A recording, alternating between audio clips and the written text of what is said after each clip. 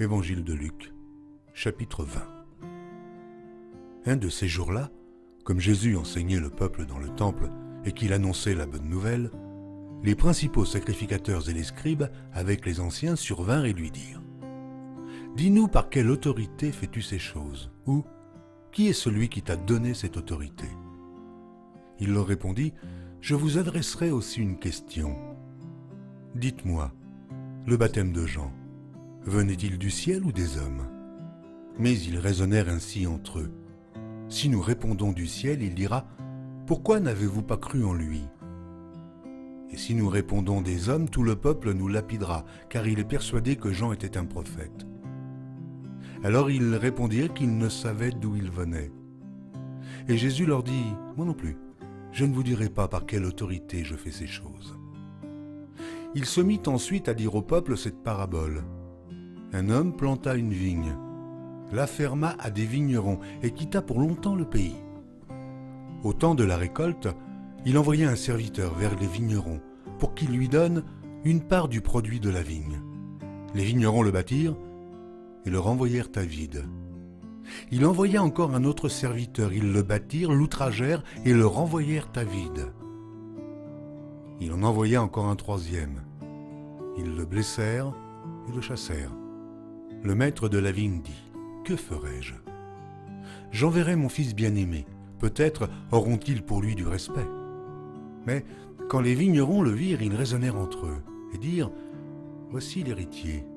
Tuons-le, afin que l'héritage soit à nous. » Et ils le jetèrent hors de la vigne et le tuèrent. Maintenant, que leur fera le maître de la vigne ? Il viendra, fera périr ses vignerons, et il donnera la vigne à d'autres. Lorsqu'ils eurent entendu cela, ils dirent : « À Dieu ne plaise. » Mais, jetant les regards sur eux, Jésus dit : « Que signifie donc ce qui est écrit ? La pierre qu'ont rejetée ceux qui bâtissaient est devenue la principale de l'angle. Quiconque tombera sur cette pierre s'y brisera, et celui sur qui elle tombera sera écrasé. » Les principaux sacrificateurs et les scribes cherchèrent à mettre la main sur lui à l'heure même, mais ils craignirent le peuple. Ils avaient compris que c'était pour eux que Jésus avait dit cette parabole. Ils se mirent à observer Jésus et ils envoyèrent des gens qui feignaient d'être justes pour lui tendre des pièges et saisir de lui quelques paroles afin de le livrer aux magistrats et à l'autorité du gouverneur.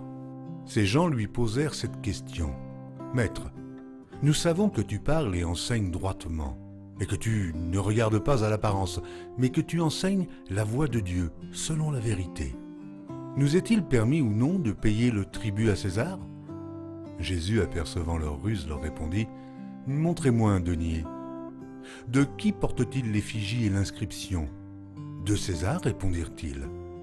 Alors il leur dit : « Rendez donc à César ce qui est à César, et à Dieu ce qui est à Dieu. » Ils ne purent rien reprendre dans ses paroles devant le peuple, mais, étonnés de sa réponse, ils gardèrent le silence. Quelques-uns des Sadducéens qui disent qu'il n'y a point de résurrection s'approchèrent et posèrent à Jésus cette question : « Maître, voici ce que Moïse nous a prescrit. Si le frère de quelqu'un meurt, ayant une femme sans avoir d'enfant, son frère épousera la femme et suscitera une postérité à son frère. Or, il y avait 7 frères. Le premier se maria et mourut sans enfant. Le second et le troisième épousèrent la veuve. Il en fut de même des 7 qui moururent sans laisser d'enfant. Enfin, la femme mourut aussi. À la résurrection, duquel d'entre eux sera-t-elle donc la femme ? Car les 7 l'ont eue pour femme. » Jésus leur répondit : « Les enfants de ce siècle prennent des femmes et des maris. Mais ceux qui seront trouvés dignes d'avoir part au siècle à venir et à la résurrection des morts ne prendront ni femme, ni mari, car ils ne pourront plus mourir, parce qu'ils seront semblables aux anges et qu'ils seront fils de Dieu, étant fils de la résurrection. Que les morts ressuscitent, c'est ce que Moïse a fait connaître quand, à propos du buisson, il appelle le Seigneur le Dieu d'Abraham, le Dieu d'Isaac et le Dieu de Jacob. Or, Dieu n'est pas un Dieu des morts, mais des vivants, car pour lui, tous sont vivants.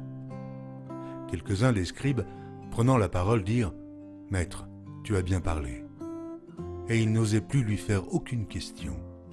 Jésus leur dit « Comment dit-on que le Christ est fils de David ?» David lui-même dit dans le livre des psaumes « Le Seigneur a dit à mon Seigneur, assieds-toi à ma droite, jusqu'à ce que je fasse de tes ennemis ton marchepied. » David donc l'appelle Seigneur. Comment est-il son fils? Tandis que tout le peuple l'écoutait, il dit à ses disciples « Gardez-vous des scribes, qui aiment à se promener en robe longue, et à être salués dans les places publiques, qui recherchent les premiers sièges dans les synagogues et les premières places dans les festins, qui dévorent les maisons des veuves et qui font pour l'apparence de longues prières. Ils seront jugés plus sévèrement.